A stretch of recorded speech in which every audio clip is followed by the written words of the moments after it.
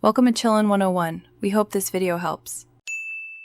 In this video, I will explain how to replace the thermostat on a Chrysler 300.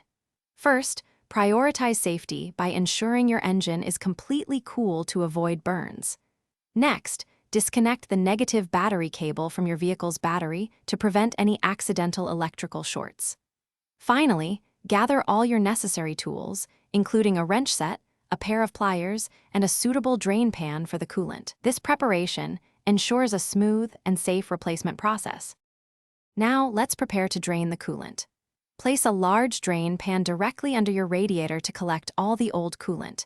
You can either open the radiator drain cock, if your vehicle has one, or carefully detach the lower radiator hose.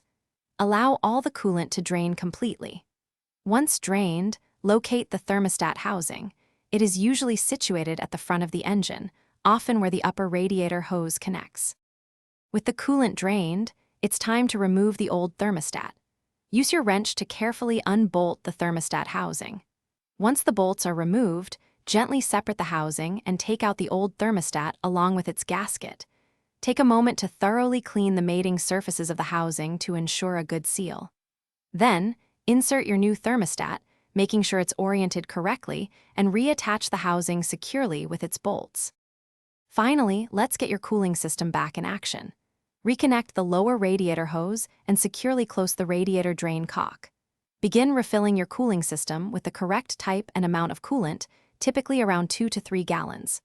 Start the engine, turn your heater to its highest setting, and allow the engine to reach operating temperature to bleed out any air. Carefully check for leaks and monitor your temperature gauge for stable operation. Thanks for watching. Consider subscribing if we helped you.